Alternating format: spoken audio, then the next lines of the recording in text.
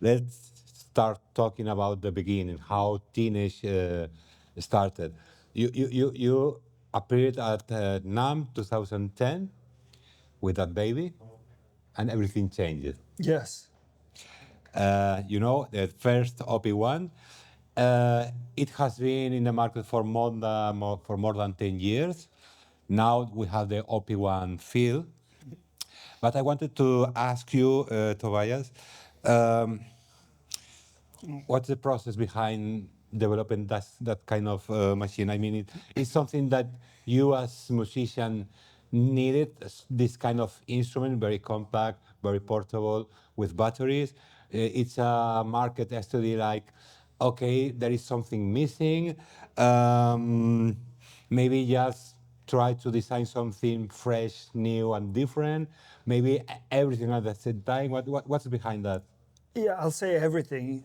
So, teenage engineering started maybe 20 years ago now, and I've been with teenage engineering 15 years. So, I wasn't part of the initial development process of the OP1. But, like you said, we or they at the time showed this about 3 years in a row at NAM and Musikmesse and different shows in various forms and stages, non-working, working, and so forth. So prototype stages. And people were intrigued because at the time nothing else looked like this. And they were also a bit skeptical. This won't be. This will never happen. This will never make it into a product stage. It's vaporware. But we kept at it, and for about 3 years we were developing this. And I remember I moved to Stockholm and opened a record store. And in that record store, people came in and bought records from me. And one of the guys, or two, but yeah, some of the guys who were working on this came in and introduced me to it. And I was invited to the dungeon. Was it you who we had a garage with a lot of fancy cars? So really a prestige of a tech company. We were maybe not 10 people, so it was quite early. And I was sat in front of this and got to try it out. And I've always been fascinated with weird electronics and music making, so this was right up my alley. But the four founders, they were, like you said, they were musicians, they were designers, they were mechanical engineers, and they all loved music making and music in general. So the idea of creating something kind of an all-in-one synthesizer, tape recorder, mixer, whatever, came quite early, and then this was the result. We were talking before starting the talk because we were like 2 weeks ago at Superbooth in Berlin, the most successful trade show for synths. It started like a Eurorack modular trade show and has been growing.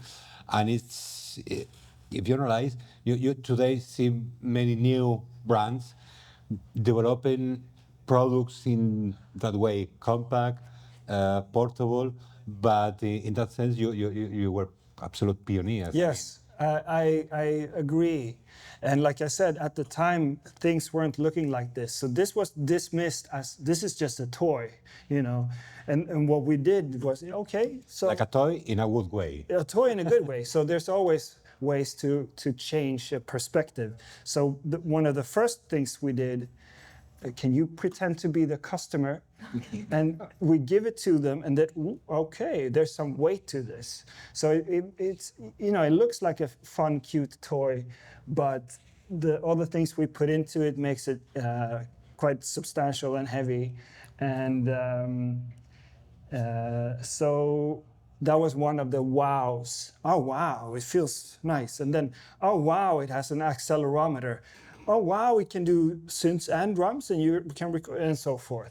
The color, the high resolution display, right. Everything helps to create the feeling you are playing something different. You make it feel the same. I mean, you because of the pandemic, you fell in love with these compact, tiny machines. I love the idea because you can do everything with a little box.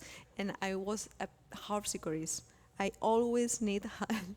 I always need people to help move my instrument wherever I were. So it was like, oh, angel music. Oh, Because you, in addition to these machines, you use something like your computer with double A, with a DAO like Ableton Live or Logic, or just focus on machines?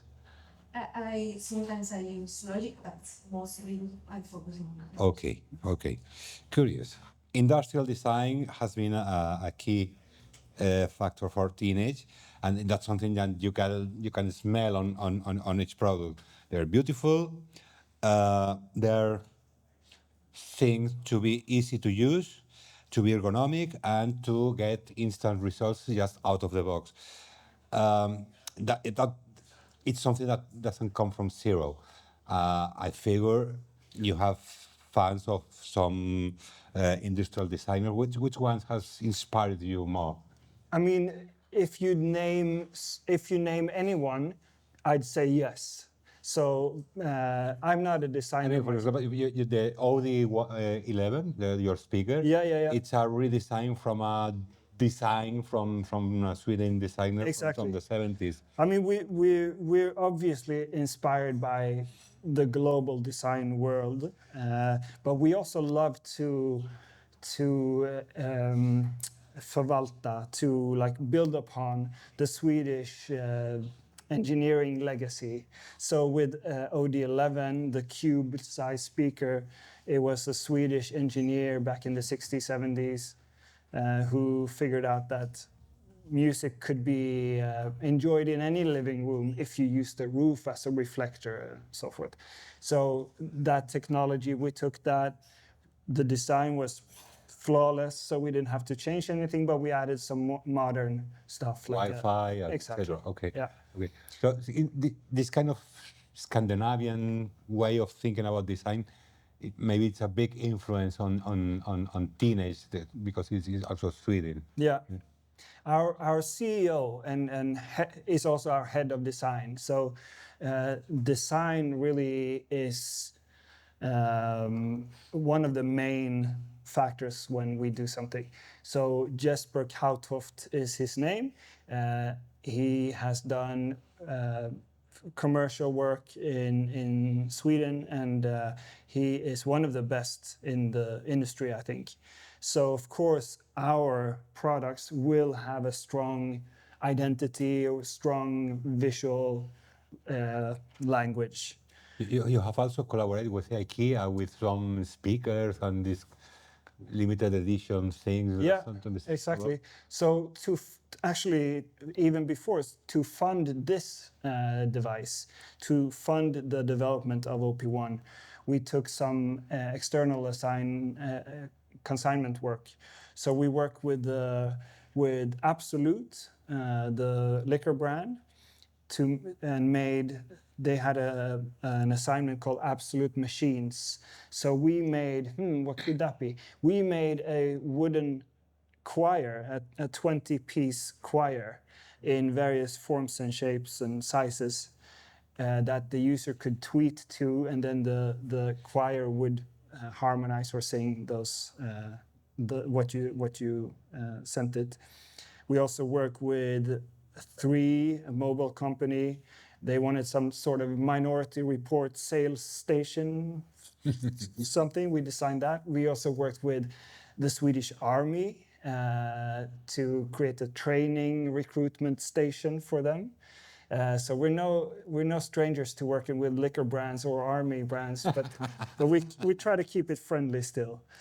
So anyway, those kinds of assignment or consignment works funded the development of this.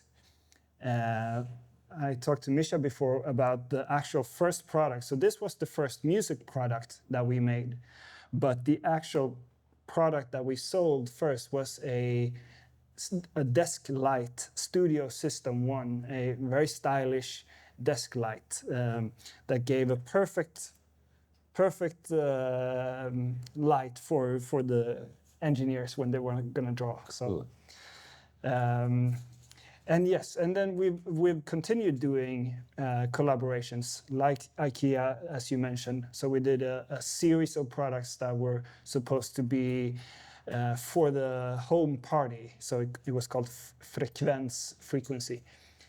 Some sort of speakers, some lamps, and different stuff like that. Good. So in general, what do you think what are the key features that every teenage engineering product should have? In the beginning, we had a kind of tagline that was instant fun. And that could mean whatever, but it should be immediate. You should have some sort of instantaneous, spontaneous, fun feeling. So a lot of our products have a built-in speaker, and they also have a built-in microphone, and some way of inputting music, of course. And I think that is a key element, because if you have an idea and you want to save it somewhere, it's good to have a microphone, and then you can hear it instantly also. Okay, I have my super hit saved now, and then I can go to the studio and continue, or I can go to the playa and play with my stuff. But so,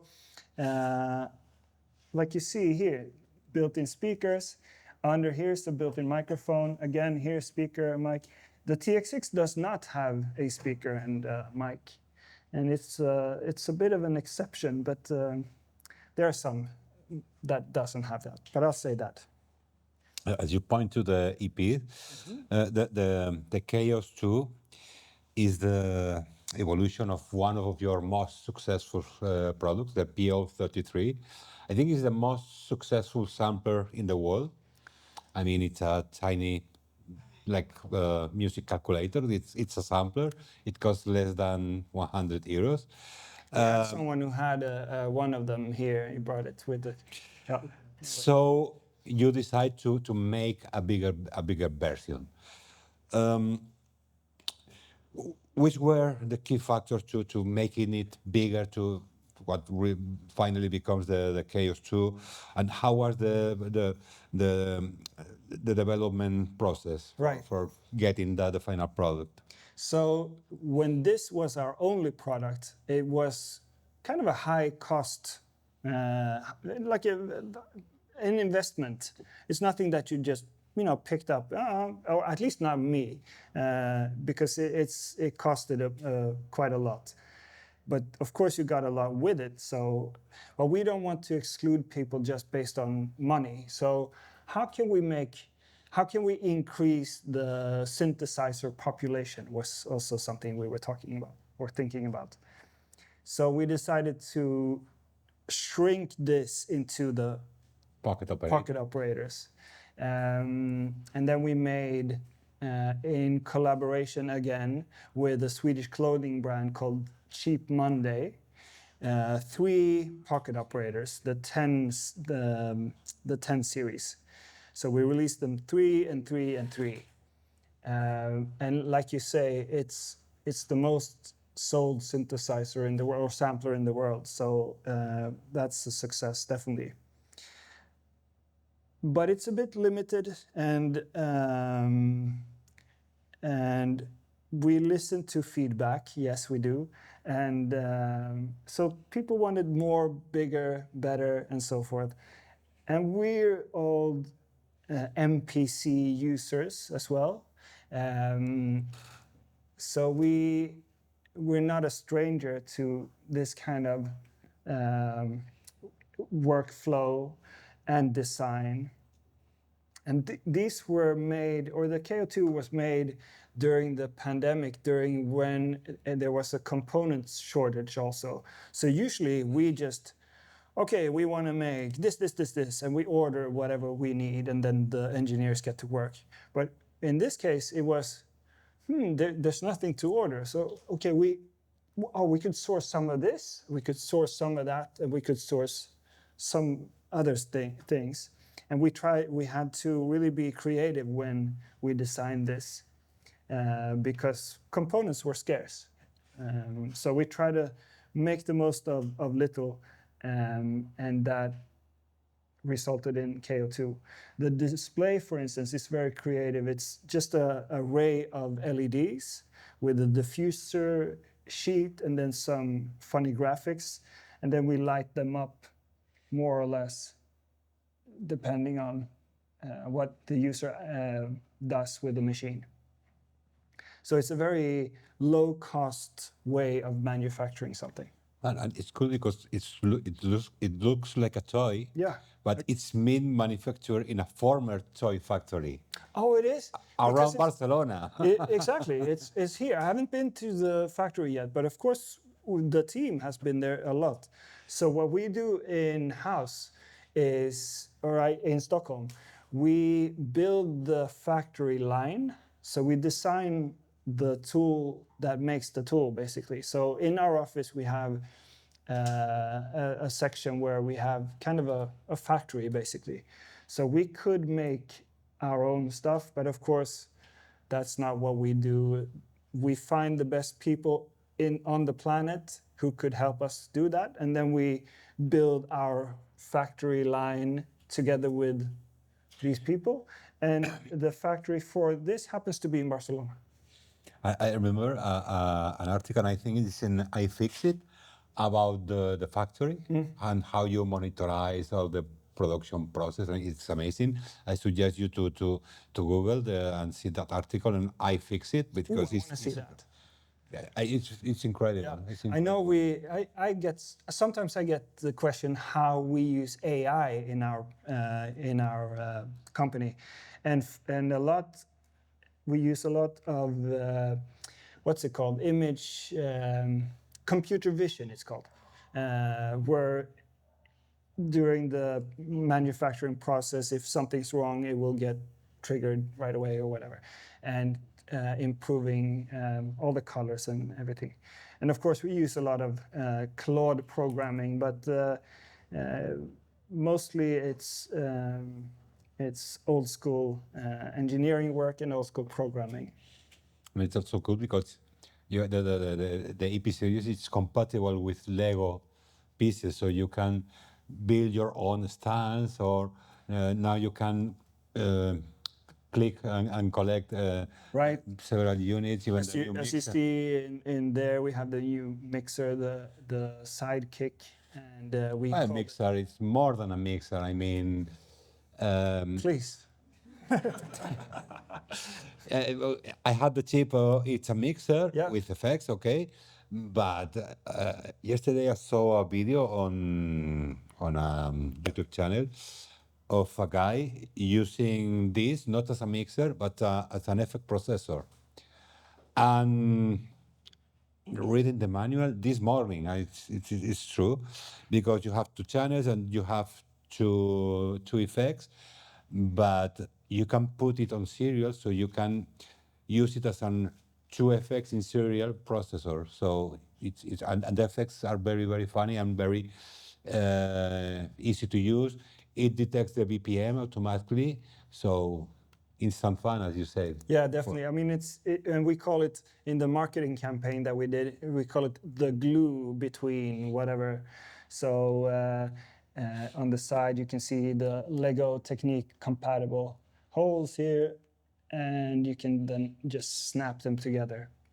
And of course, you can use it with whatever. It doesn't have to be our tools. It could be whatever goes in, and then you get USB audio as well. And, returning to the question about what every teenage product should have, mini jack is also mandatory. All your products use mini jack. Yes. And I talking before with some of the people, you, for example, you said about why not put in balanced output or something like that. It's not so relevant having balanced outputs or inputs. What do you think? I mean, the physical is definitely something we have to work with when we design stuff. So pocket operators aren't compatible with everyone's hands. It's just too small. Like this is very small, but super high precision made, so you can still you can still use it. Even or maybe I have delicate techno fingers, but I can use this quite comfortably. And these mini jack inputs, of course, you need some kind of slimline cables, which we sell, but you can use whatever. So, yeah, we use. People have been asking us, why did you make it so small? And we say, because we can. There's really, I mean, there's not a part in any of this stuff that you can buy off the shelf. Like in this, everything is custom made. So that's also why I mean, this cost a bit more than this, but it's also different type of Targets, yeah. yeah, target. But it's more than a mixer. I mean, it's a recorder, it's a MIDI controller. Are you still recording? No. No. Top. We have some customers that use it as an audio interface. I mean, musicians who used to travel and with their synths, and instead of getting his Apollo rack with them, just using it as a secondary audio interface when traveling was perfect for this guy. When I came in here in this space, I saw the soundtracks console, and I immediately get intrigued because I love a big fat console with knobs and channel strips or whatever. But it's not so convenient to travel with. Definitely not. This I have in my pocket. So if someone has a need for portability, we have tools, definitely. And if not, then there's many tools. But this and the OPXY are two of my favorite devices from us. Let's continue with the EP series. Mm-hmm. One of the features that most surprised me, it works on a 46 kilohertz. Yeah, I heard you. I picked up. Why? Because I heard several people that say that the Chaos, the EP series, sounds great and completely different. It's because that sample rate, or it's. I don't. What's behind that? I don't know the reason. I think it was because of some of the processing, the processor we use, and I know that in a later update, we open up for all types of sample rates. So to save space and also to add characters. If you want the really lo-fi sounds, you can import those sounds into the device. And I'll get back to you exactly why 46 kilohertz.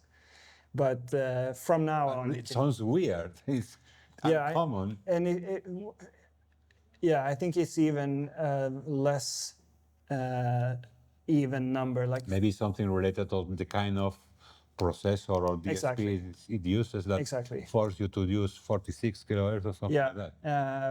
And internally, like in this, it's 32-bit internally or even more, but then the output is lower.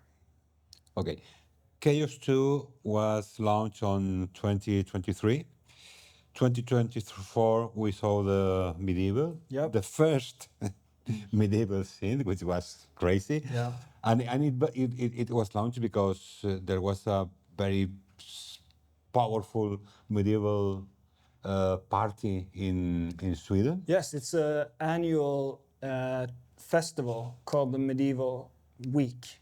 And And on last year, you released the EP40, focused on Jamaican sounds. Yep.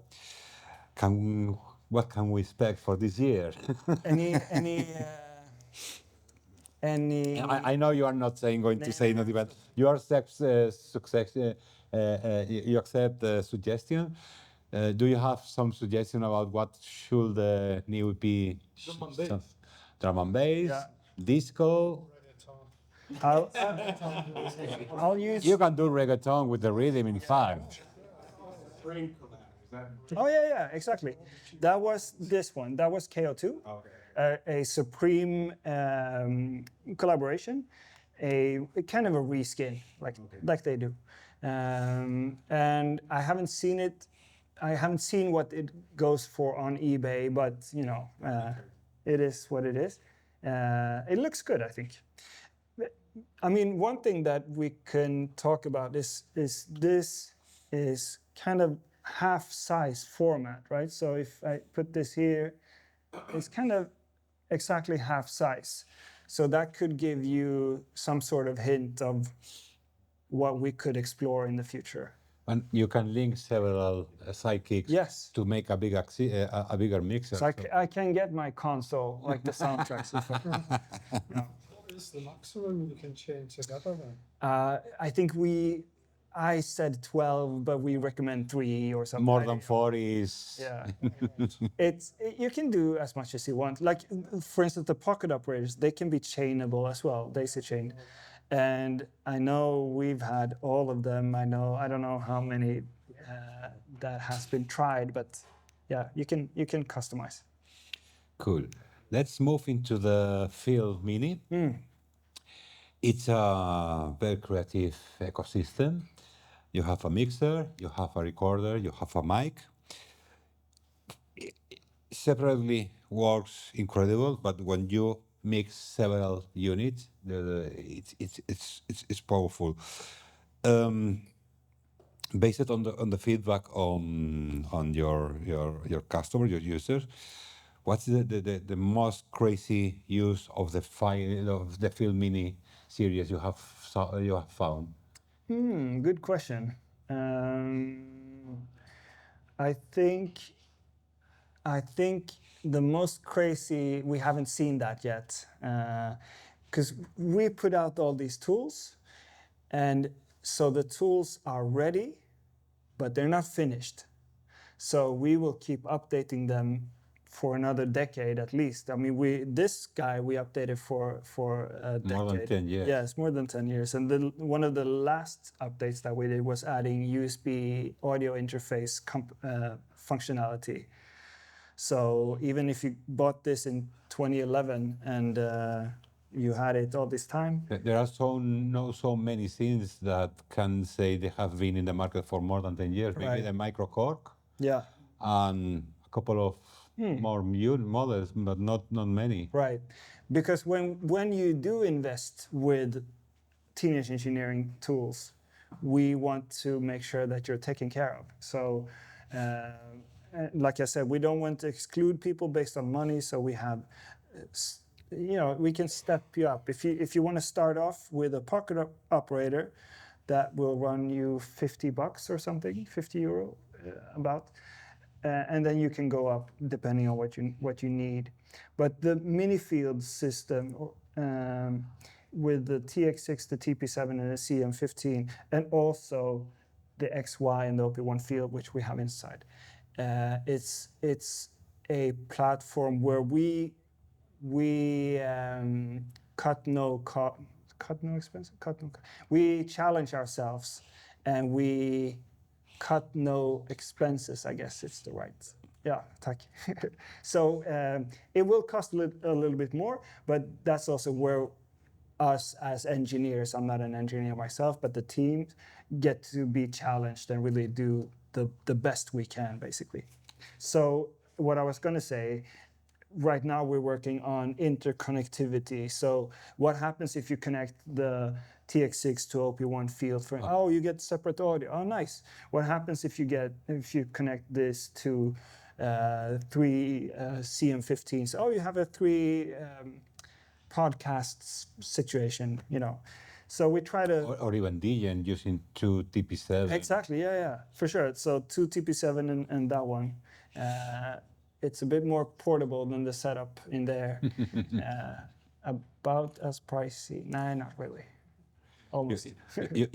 You said you made the TX6 as small because you can. Yes. It's clear that one of your objectives with the Field Mini is to miniaturize studio components to make it absolutely ridiculous portable. Right.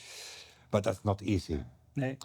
What was the hardest point on the development of the Field Mini series you have to battle? We also have the OB4 inside, Okay. the magic radio, where it has a little spinning wheel, spinning disc that you can rewind and scratch with. So when developing this, we had to learn how magnetic motors, because there's also like haptic feedback in that. So we learned a lot from developing something previously, and then for TP7, we took that knowledge and Okay. put it into the slightly larger spinning disc. And I mean, there's a saying that everything that can go wrong will go wrong, so we just have to work with that. I don't have any specific challenges. I'm more the super user inside Teenage Engineering, and I can test, the prototypes and give feedback on how this operation feels and how this knob feels and so forth. But the everyday challenges that the engineer faces, we'll take that for next time when we bring some engineers here as well. All the Field Mini are based on aluminum. It's a special aluminum alloy. What can you tell us about this aluminum, specific aluminum? That's also beyond my knowledge. I know that when we use this is a one-piece aluminum frame with coating, power coating, and at the time nothing else was looking like this. Now though, a lot of more colorful things are happening. You mentioned Super Booth. There's so much going on. Now we go back to black again. So try to do something different. But I don't have any specific input on the materials we use. Let's move into the OP. After the successful OP1, then came the OP1 Field, with better quality of construction, more features. I was really surprised when you added the velocity sensitive to the keys. How did you make it possible? Right. That I know. I don't know how we did it, but I know that we have an accelerometer inside. So that way we can trigger, or we can detect the input of the keyboard and set it to respond to velocity, basically. The accelerometer can be assigned to whatever parameter, so you could do some kind of lightsaber zoom, sounds with it, or you can show off during live performances and control your sound. I try to, when I make my OPXY patterns, I do like a basic, I do my pattern, and then I try to find the most efficient parameter to control with the accelerometer. So I always have something to add a little bit extra. And I'm not a very good keyboard player. That's why it's lovely to see someone who's actually trained at playing using our devices. I like to program, so I do that. But adding velocity gives a little bit more life to programming as well. So I enjoy it very much. Also, on the EP series, which is also velocity sensitive, Yep. but from the beginning has been always velocity sensitive, and you put too much love in the feel of the key. So thank you. Yeah, thank you. Yeah, And it's very sensitive actually, and it's sometimes something that you will learn as you use it. Because when you first start, maybe it's just banging on it. sorry. No worries. And then as you learn and you go deeper, it's a quite narrow machine, but you can go really deep into it if you understand what I mean. So you can really also with this touch sensitive pad here. Okay. That's very sensitive. So you can press it, but you I can agree. also, I can tell you. so you have really high control actually. Yeah, I didn't expect the keyboard, the keys in the EPs were so good in velocity sensitive, but they are really good. And this one, they really surprised me because you can do it. It repeats like a piano is very very fast, and it's like wow, with one OBS why I can do it. I was so crazy with the quality of the repeats. It's amazing. And that's something you can expect from a non-classical For an instrument. Sting wave, but not for for this one. Back to the OP1 field, you released an update recently that you have added tape undo and MIDI control. That these two features has been a request for users for many times. How important is the user request for developing new features? Extremely important. Yes, we have our vision, but it would be just a feedback loop internal. You know, we wouldn't develop as well if we wouldn't listen to our community. So that's extremely important.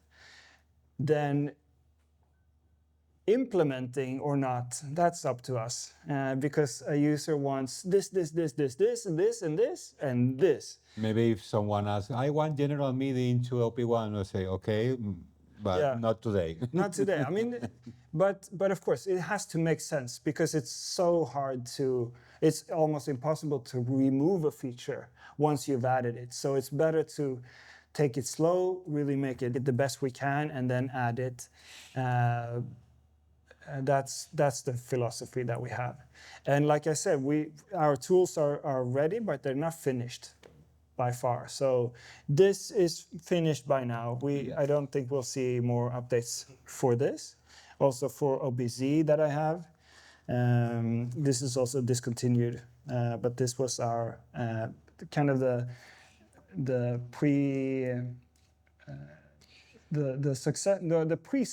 predecessor to. Well, that's a good point because this was the next question. I mean, OPXY is your latest big synth. Yeah. I like to see you have put the step components on the OPXY. And how do you see the black synth? Like an OPC who has evolved into a OP1 or improved OP1 thanks to OPC technologies, or I'm completely wrong? No, I think the second option. So what did you say? And OPC. I improve OP1 thanks to OPC technology. Yeah, something like that. I mean, it's the same format. It's a very robust platform. We had some issues with the OPC. The form factor is also almost the same. Yeah, exactly. So in the beginning, we had a lot of questions what the difference are between OP1 field and OPXY. And for me, it's mostly just about how you input your music, if you like to program or if you like to play. And also in OP1, you play audio, record audio to tape. In OP1 field, you record MIDI triggers to the sequencer. So that's the main differences. But they're both synthesizers, they're both samplers, they have all the sounds that you would want. It's funny because naturally it's going to my next question. Do you feel OPXY and OP1 feel as complementary or different targets? I mean, it's like OP1 feel is more pop artists and OPXY more for techno artists. Doesn't matter. What's the feeling? Yeah, I'd say it doesn't matter. It really doesn't matter. With this, it can do any style. With OP1, you can do any style, of course, as well. So Yeah, but when you released the OPXY, the video, yeah, it was techno. it was reinterpreted in a DAF video, frame by frame. I Yeah, was yeah. like, but with young people, like, what? Yeah, no, definitely. Yeah, we all have our heroes, and we all try to tribute them, of course. You know, the singer was half Spanish. Yeah, yeah. He was based in Germany, but her parents were from Spain. Yeah, Gaby Delgado. yeah. We yeah we were in touch with them, and but I'd say you can do whatever style. We chose the more. Maybe because techno scene is more black and white, and then OPXY is like, looks like a techno scene. Yeah, no? yeah, no, definitely. Of course, it's a sequencer. It's time. It's time based. I've had extremely fun jam sessions with people playing acoustic instruments with this. Either me being the sequencer, like having me running the tempo, or just me triggering stuff. So it depends on the setting, of course, but you don't have to think that just because you just because you get this, you can only do techno. OPXY, it's a multi-sampler. Are you working with someone to do some kind of library for OPXY or something like that, or open a new market with sample libraries for OPXY, or make it compatible with contact format or something like that? Right. I think it's interesting with our products how many of them get their own businesses around them, like third-party manufacturers doing cases, doing accessories. Of course, there's a bunch of people making sound packs, and yes, we're always talking to other people in the industry. And I feel like we're a bit cautious when it comes to making too many collaborations. We want to own our process and own our experience. And for instance, if you would bundle this with the software, people might think that you only could use it with the software or so forth. So that's in my professional musician point, I think it's a bit over cautious, but I get it from a company perspective that we have to really be careful with whoever we let into our ecosystem. And what about maybe just as a feature request Yes, please. to put an auto sampler?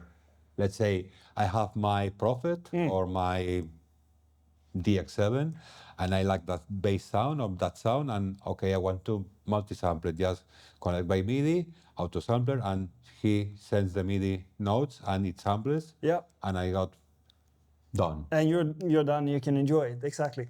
I think there's at least one third-party software, Really? even free maybe, that does that for you. There's so much. There's so many tools coming now with AI, for instance, that people can just vibe code whatever tool they want. And of course, especially, well, this has been MIDIfiable quite a lot, but then you mentioned that we, with the new OP1 field update, we added undo, but we also exposed tons of MIDI. It's like MIDI control. Exactly. So now that's more open to influence as well. But I believe there's a tool that does, you have your I will favorite synth. investigate. Yeah, I please. will investigate. Also, with the OPXY, the CPU, the brain, is 2 times or 4 times more powerful than OP1 field. Because it has many more features for the step sequencer, the effects, and blah blah. But there is still room for adding more synth engines or features? Oh, very Or much. are you over the? No, no, no. We So you build it to have in mind that it will longer many years. Yes, like I said, if you invest in this tool now, in 10 years it will be not a completely different device, but it will be. We will add much during its lifetime, and yeah, that's something that is exciting to me as a user, but also for us as a company. Of course, we want to. It takes a lot of resources to develop a platform like this. So the EPs are a platform. The Pocket Operators is one platform, and then the field system is a platform for us.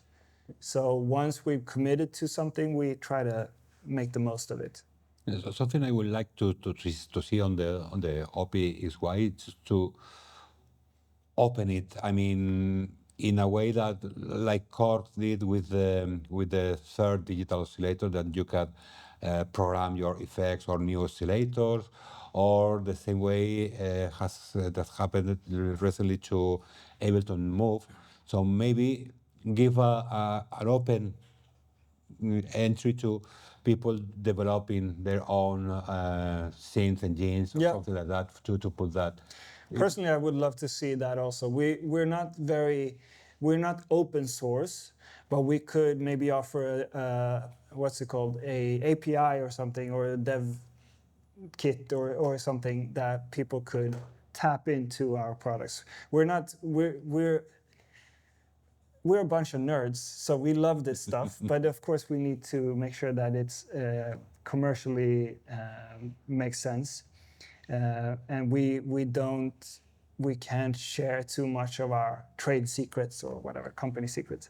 But personally, I'm all for being open, and I'm trying to think if we've done something like it. I don't think officially we haven't done very much in that vein yet. Yet. That's Exactly, that's a key word I usually throw in there. And my last question: what's your favorite feature? That's for you and for you. Your favorite feature on the OP is why?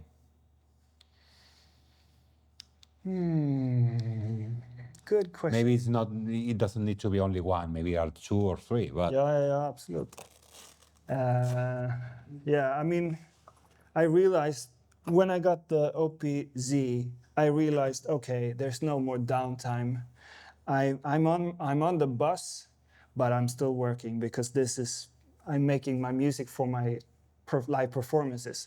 And with just one machine, I can go in so deep and make it sound exactly how I want. I get emotional. I love the experience of being one with the machine, and I had that first experience with a Game Boy, because I used a tracker software called Little Sound DJ, and Johan Kotlinski, who made that software, was the one who got me into teenage engineering. So he works with us. And if I'd say one feature, I think just the portability and the power, to not go into too many deep features. But I was so impressed and inspired. So I want to go home and make music now. Now I listen to your presentation. So thank you, Becky. What do you say? Do you have a specific feature? For me, the portability is the same because I need in my in my life the portability, and how fast you can get great ideas on it. How fast, how easy, and how deep you can go if you want to go deep. If you don't want to go deep, it's great. But how deep you can go.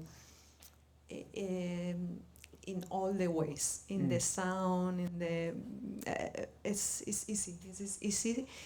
And it's powerful to for me. Every time I turn off, I get ideas, and sometimes I better, sometimes worse, but for me it's a really inspireful tool. And that's wonderful. For me, who has the ambition to go out and play my stuff live, do you do that also? Do you play live? I do live Okay, with my modular. And you bring I some look cases. like a Sherpa with my. Yeah, exactly. It's also portable. Yeah. Yeah, I lost my train of thought, but I think it's. Yeah, I forgot what I was going to say. But Performance aspect. ja, precis. Right, just that. I was going to say, even though I can use this to do everything, especially when I used OPZ as my main instrument, my main sequencer, I used to have a external MIDI controller, like the only thing that I was kind of missing, because I like the hands-on and I like to be physical when I play. That's something in common. We need it to be physical. Yes, exactly. It has to be physical. Behind a display with a mouse and snare. No. No, exactly. And you mentioned an iPad full of apps. That's wonderful, and you can do so much. But the experience of being one with the machine would then be one with the iPad, and it's not such a personal experience. This is Something you can feel, and the feel is exactly comfortable. I can play, I can bang on it, I can turn, I can twist, and what I like is to have kind of a mixer that goes with it. So even with TX6, I set that in my live case, and then I have a bigger MIDI controller to ride the faders, do the tweaks, and kind of show off when I perform. So I think it's for me. I usually say this: we have our ecosystem, so we have our tools, and they go well together. But we're open to anyone. So if you have stuff already, or if you're buying something and then you get some other equipment, hey, it's mini jack, but it's at least compatible. So the more the merrier. And what happens? But you can control your modular with this. Yeah, exactly. Precis. Exactly.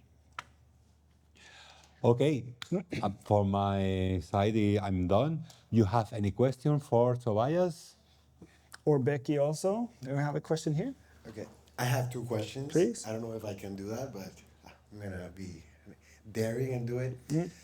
My first question is, I've been, I would say, a client of Teenage Engineering since the beginning. I was following when you guys were developing the device, YouTube, from back in the day. But for me, it was like a myth, like something through the grapevine, like, what the fuck is this, you know? And then the moment that hooked me was the Swedish House Mafia bit. And I was like, I need that, you know? But come to find out, I found out the price. But then I got it and realized why it was worth so much. All this to say, I've had the OP1 since the beginning. And why did it take so long to give me a fucking undo button? And you don't even have it in the OG. No. Right? So that was a decision, a creative decision, kind of a standpoint in the beginning, to challenge, but also free the user of perfectionism. So if you made a mistake, just leave it in there, and that's becomes something personal. If you make a mistake that you can't live with, well, redo it. So that was a conscious decision, and to use it as a creative limit, basically. Did I like it? Nah, not really. But that was the company policy, or like the official wording. And then now we added undo in OP1 field, and people are upset that we added it. So that say there's no ways to please any or everyone all the time, but So when adding a feature, the user can decide not to use it. So you can still make your own limitations. But it did take a long time until we added undo. I think there was a question about undo in here as well. There is an undo if you go shift record. If you step record or step program, it's not really, but if you record on it, you can undo. But not 8 levels or 7 levels. Hope that was enlightening. And my other question Please. would be, and this is more out of curiosity, because I haven't used it. Would you say that the OPXY is a synthesizer that you could use alone for a live show? Like not alone, let's say like 2 OPXY and get that robust sound, and deliver a good live show for your audience? Definitely.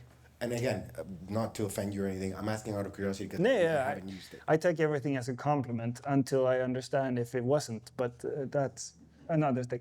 Yes, no, I'm not offended. I'm intrigued. I'm exploring it myself as with my artist output. So I have a gig coming up in Cologne in a few weeks. And here I have an OPXY, and I have my OPZ, and I'm trying to transfer some projects into the XY, because I used to use only this and perform hours, but at least an hour. And it was, to me, banging. It was interesting and varied and sounds produced. And of course you can add tools that will make it even better. But yes, you can definitely get away with using only this as a starting point, at least, in my opinion, for the music that I want to make. And my conviction is that it could be whatever style.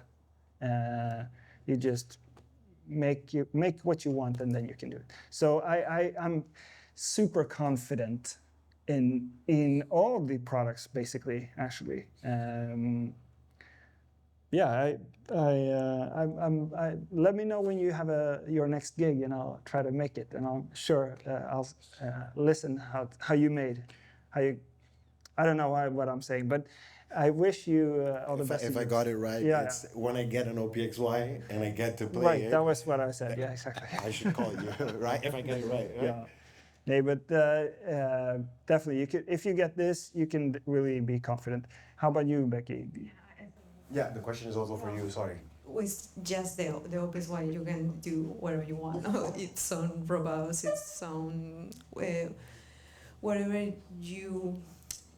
It depends on the person, but it makes you can do with just this thing.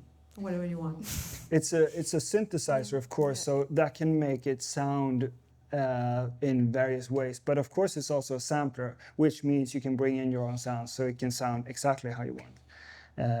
And it comes with a lot of stock sounds. You need nothing more, I think. If you have an OP1, you should go for the fuel. I do. Buddy, in this economy. It's more expensive. You know the workflow. I do live sets of 2 hours. You could. No. Yeah, thank you so much. Any other questions? While we pass the mic, I love this space. Thank you so much for having us. This is the first time we're doing something like this. Please. Yeah, so I remember you guys had a collaboration with Kanye West to make a STEM player. Right. It's a 2-part question. So what happened, and why didn't it come, to full fruition? All right. So I've been seeing the STEM player surfacing more now.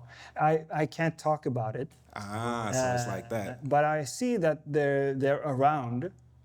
I saw actually that they're like being resold. And so my second question was that design what you guys basically forwarded into this? So I mentioned we learned from making the spinning disc in OB4. So when we made other tools, we of course learned from that, and this is one of the tools that we made. It looks like, yeah, that looks just like an expanded version of at least the prototypes that I saw for that. Yeah. It's I wish. Yeah, I can't say anything about it basically, but it's I think there's stuff to read, and I think it adds to kind of the legend of some of our devices. I mean, this is such a legendary. So much has happened around this. You mentioned the Swedish House Mafia video. That wasn't the working. That was a prototype. So it's you could do it, but it's not the final version in the video. But anyway, so commercial. yes, it was. I mean, even if you didn't maybe appreciate Swedish House Mafia, you were likely to see the video and see what's that, you know. But there's a lot of stories that are Best left untold. well, yeah, at least right now. Yeah, all good. Respect. But I also saw that someone finally made a app to upload your own stems to that device. The original stem player. Or I don't know. They're formats for you. Yeah. Really? Yeah, custom firmware. It's crazy. It's You could get one for like $400. Yeah, I was saying, it's crazy. Look at Reddit. There's people that have it. So I'm sure you can get your answers off camera. From the community. I can tell you the story. Should we swap? Yeah, thank you so much. Appreciate it, bro. Well, I saw Yeah, yellow shirt. Kind of connected to this, you mentioned before kind of like dev kits and things like more open.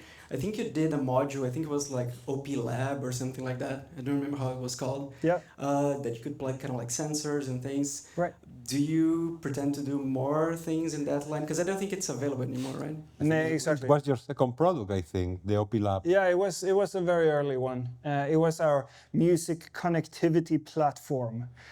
We did some sensors, like you mentioned, a tap sensor, a kind of accelerometer. We did a pressure sensor. We also made a sneaker where you could put the sensor inside and you could stomp the beat, basically have a tempo, or kind of shake your leg and shake the synth or whatever. So those sensors were handmade by one of the engineers and his girlfriend. It wasn't a very big seller, but it was a cool thing that we did, I think. And it was somewhat documented how you should interact or integrate your stuff into it. Yeah. Plans to have an input trigger. Sorry, input trigger. With this, you could use triggers to input. Yeah. And to finish your question, I hope so, but it's nothing that we are working on very much. But like I said, we have conversations with everyone in the industry, and we're best friends with everyone in the industry. We don't see others like as competitors, like Electron and Nord, Clavia. They're all Swedish brands and Swedish companies. Actually, our CEO designed the Electron logo. So some of us worked in both locations and so forth. So we'll see. Well, I think question. music technology industry. Yeah, I have been there for 24 years, and we know each one. I mean, today you are working for the company, and in the next year you see that that guy in another company. So we know each other. So we are competitors, but we are friends. I mean, for me, it's very important compared to other well, other Industries or- other industries, Yeah. but music industry is so special because of that. Because musicians has been always been poor people, you know, and I think it's at some point that remains. I mean, even if you are a big company, that's still the spirit of that. Competitor but friends. You know, it's very very important. We have a lot of passionate customers. Usually they either love us or they love to hate us, but there's a lot of passion at least, and it's wonderful. Like this. Are we going to start to talk about the table? Oh yeah, right. They go, and then I'm not in that market at all, but I could find hundreds of others that are much more expensive. So it's, of course, if you have an experience with a pocket operator, which is, like I said, $50, and then you see something like that, which is much more. You'll be, oh, aren't you making products for me anymore? I mean, we make products for ourselves. So the tables, we actually have them in our office. Like I said, the first product, did I say that? The desk light. Yeah. So that was when you get hired at Teenage Engineering, you had to assemble your table and you had to assemble your light. And if you passed, you could come join with us. Something like that. Good. Can I ask one more Sure. question? How does that relationship with the engineers is? Like, do they come to you with like, oh, we have this new tech we developed, like, how could you make music with this? Or Yeah. is it the opposite? Like, I wanted to create this thing, and then you request from them to create a new technology? It's an interesting question. So when we were in the garage, the first location in Katarina Barngata in Stockholm, we weren't 10 people. We grew a bit, but we were, everyone was sitting in a space like this, basically. And eventually we moved to a bigger location, and then we had bigger space, but also bigger distance. And now the location we're in currently is kind of two sections. So super secret engineering side and more commercial side. And my experience is that the spontaneous collaborations are turned down a bit. But we of course try to, we used to say that, our market research is we make prototypes and then we put them on tables, and the things that people touch the most, that will be a product. But it goes both ways. Usually it's the engineers or the project leader that come to us internally to try to get feedback and so forth. But it goes both ways also. So when we perform, we sometimes have a company band called Teenage Engineering Sound System, and then we make tools for ourselves. So we need this function. Can we make this? And yeah, OpLab was one of those devices, for instance, that allowed us to play together. So both ways.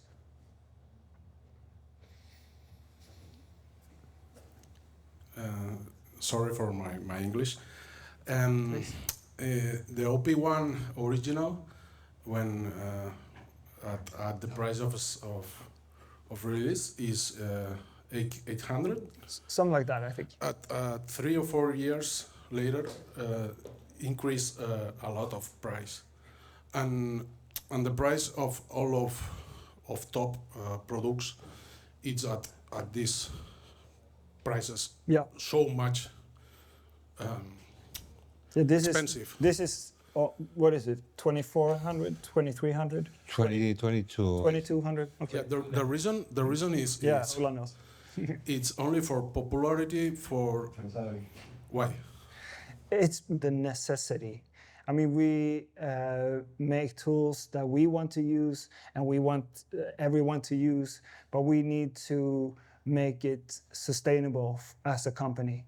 So it is based on actual needs, material costs and development costs, and We're I think with the OP1, the first price increase was because there was an issue with the display that you yeah, we had to redo exactly, and the parts. new displays were much expensive, and you needed to do But the it is a price that reflects the actual cost of making it. So, I mean, personally, I would love for everything to be as cheap as possible because then I can afford it as well. But But that's a funny story from a customer that told us a couple of days ago. He already has a TX6, and he bought the Sidekick. Okay, and I said, for regular work, I will use the TX6, but when going into a travel situation, a difficult situation, I will go with that. So, different prices, different, definitely. So our tools is if you have the need and the desire and the budget. So if those align, then yeah, let's talk. Let's see. If you don't have the need for something, I at least don't want to sell it to you because then it's just if you don't need it, maybe I can recommend this is better because it does too. You don't need all the 6 or whatever, and it's much cheaper and it will do whatever you need. And then if you expand and you get more stuff, hey, we have another thing for you. So I'd rather see us as a long company than a large company, meaning we want to be around for a long time. We want to, like Jesper, our CEO, said, he wants to make the best products he ever done at 80 years old or something. So, and now we are about 80 people in the office. So I think it's such a cute company who spend all this time designing these funny gadgets, and we want to do it for a long time. So we want to make sure that it's sustainable. But it's definitely super high value.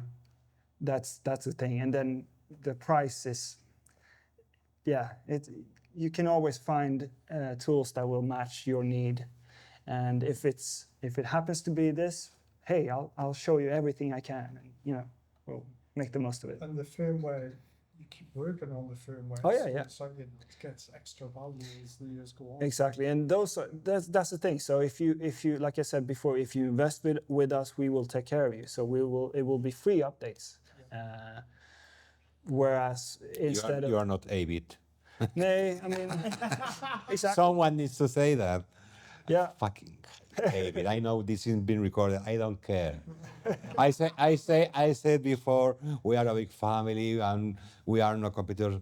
That's okay. Yeah, it's but have it. Different business models, I guess. One more question. 3. Okay.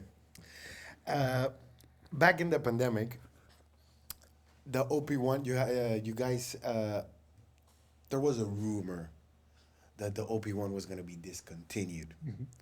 And I guess everybody in the sales community had a funny moment in which they were selling OP1s at $15K.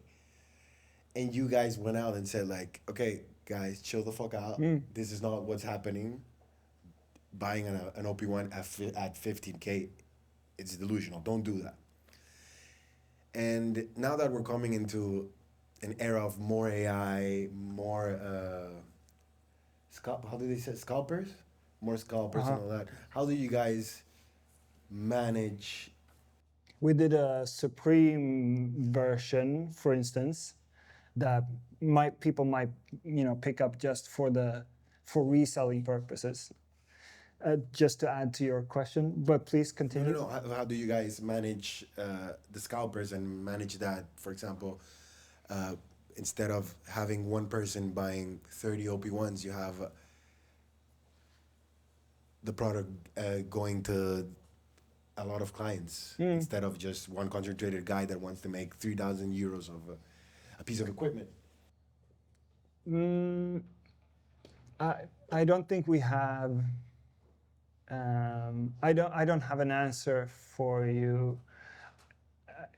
Our IT department is top notch and super front line when it comes to the latest whatever is required to have a web shop, because we do sell direct as well, not only through distributors. But to me, I don't recall that there's a big issue with scalpers or with these kind of rumors, like you mentioned. I recall it now. I had forgotten, but It was pretty funny. yeah, and we were amazed to see that as well. So we try to. I think someone actually bought it and like the night before you guys posted something. Yeah, I mean, there's of course people bought it, and it's psychology. If something is scarce, ooh, now I want it. If it's freely available, nah, I can wait. I don't need that now. Oh, it's out of sale or out of stock. I need it now. You know. So I mean, you could play on it, I guess, but that's not really what we try to do.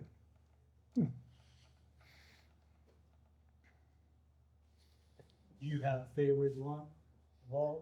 I was asked, I can reveal this, but I was B&H, a store in New York, came by the office a few weeks ago, and they asked us, what's your favorite, or would your desert island item be? I know your what's that? What would you? Obviously. Well, my obvious answer was, I mean, no, not TX6, not OPXY, because I don't. What happens when I run out of batteries or whatever? So, obvious answer: grip car. I don't know if you know it, but we make design objects also. And the grip car is a mindfulness device, I guess we could call it. But it's just an engineering challenge or exercise that we made into a. So, but if I have unlimited power, I would say OPXY. And that will also be like the one maybe closest to your heart for some reason, for some historical or personal reason. Would that be the one too? Well, I identify as a drum machinist, and I think that's the closest we come to what I feel. Like I said, like being one with the machine. I really love that one. I love the pocket operator that someone had. They had the Tonic. Yeah. It's badass. It sounds so good in a huge system.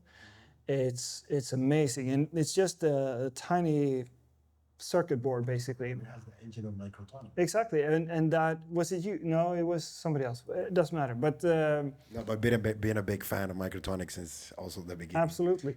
And so the pocket operators, they look like products look inside. We didn't cover it, and now there's a third-party business around making cases and accessories and so forth. So, yeah, I think that's cool. But I'd say OPXY. But because it's based on the OPXY. Yes, exactly. Yeah, definitely. Yeah. Okay. We're done. Well done. Thank you. Thank you so much.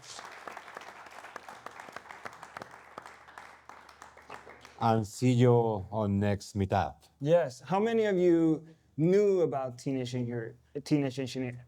Almost everyone, right? Yeah. How many of you are using any of our stuff to make music? Try it. Yeah, sure. Awesome. To make noise then. Something that I would love to explore. So when I was at the NAMM show in Los Angeles, and we went to the Bookland Friends, it's kind of a super booth, but a bit smaller. After that, we had an open aux.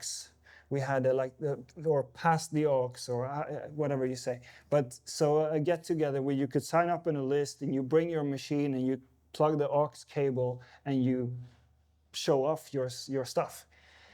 That's something I would love to do next The time. next meetup.